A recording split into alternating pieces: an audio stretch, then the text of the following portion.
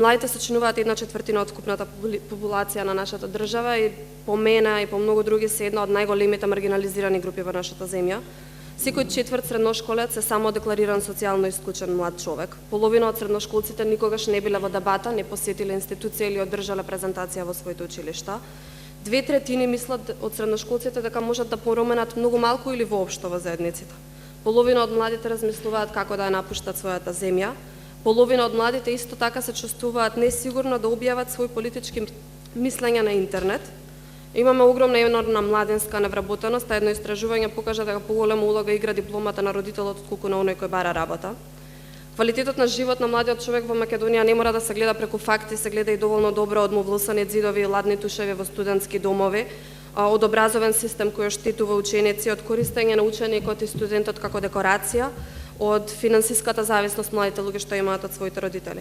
На моменти јавните средства можат да отидат на вистинското место, но она што е жално е што некои млади луѓе треба со години да пекаат и да молат тоа да се случи, а како пример ќе го споменаме фамозниот блок Бечија што реконструкција доцни со години. Според истражувањата за младите најпривлечен работодавач во нашата држава е јавната администрација и многумина водат битка да добијат книжка која што само ќе ги направи заложници на еден заробен систем кој што контролира се. За да се вработи човек, млад по своето образование, му требаат 4 до 7 години за да ја добија првата работа. И тоа влија и врз нивната стабилност и физички и психички развој. Логично е да го бараат својот излаз вон земјата, а оние што не можат го бараат во родниот град, затоа што во сопствените градови, ако не се тоа Скопје или поголемите градови, не можат да најдат екзистенција. Со тоа би дала 3 препораки што обично и тешко е да се дадат само кон институции, многу од нив се и повеќе насочени кон сите нас. Од која првата е дека мора без разлика на се да се следат и застапуваат процесите на креирање политики за млади за да се превенираат погрешни одлуки. Она што малку луѓе претпоставувам просторијава го знаат дека на почетокот на овој месец државата усвои нова 10-годишна национална стратегија за млади и овој документ за институциите е поместување напред, а за младите е регресија, затоа што исто како досега, на хартија има политика, штиклирани се по линијата што треба да бидат, но во пракса ќе се повторат минатите 10 години. Новата усвоена 10-годишна стратегија нема буџет, нема индикатори, нема план за мониторинг и евалуација, не се знае дали како ќе има акцијски план и во документот дури од нацрт верзијата во финалната се отстранети клучни елементи како издвојување на средства од државниот буџет, како сеопфатно сексуално образование како предмет или воспоставување на Министерство за млади. Други важни документи се програмата за намалување на одлив на високообразовани кадри, стратегијата за интегрирано образование, докаде е спроведувањето на овие документи, што се резултатите и дали ние ќе криваме раце од нив. Ако не следиме процеси за креирање на политики за млади и бидеме инертни, ризикуваме да имаме лоши политики чие оправање е дури потешко од превенирање некое. Младите имаат успешни примери за себе на спречување на носењето на предлог законот за млади, интервенциите во законот за високо образование, па дури некои интервенции во законот за средно.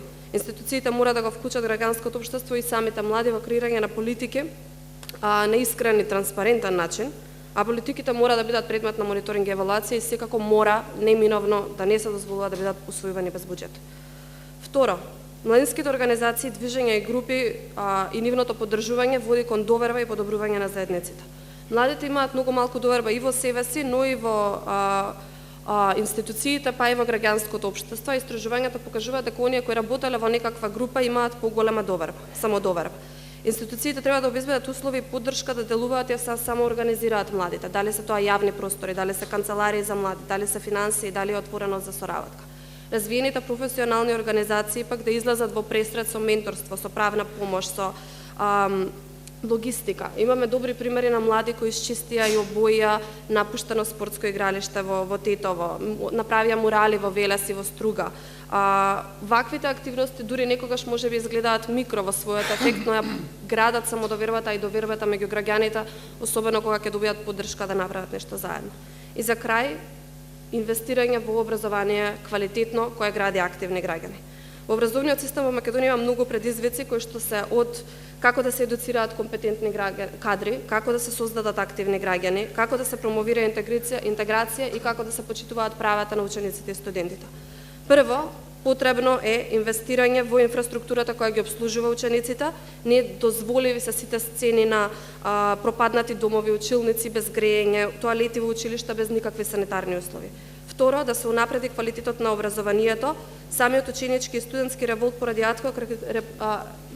Адхок реформите покажаа каде е проблемот, а институциите мора да се отворат и професионализираат и самите ученици да учествуваат во креирање и подобрување на системот стратешки.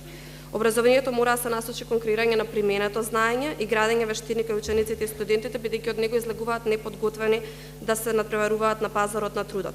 Неформалното образование кое го нудат организации и младински работници да се признае и да се препознае, а формалното да обезбеди примање на знаења. За крај, образовниот систем и неговите институции мора да препознаат и прифатат улогата на учениците и на студентите, да им се овозможи да се самоорганизираат во свои представнички тела во училиштата, факултетите и универзитетите, наместо узурпирани студентски парламенти или инсталирани унии, да се примаат учениците на средба и студентите и да се поддржи организирањето и носењето на одлуки.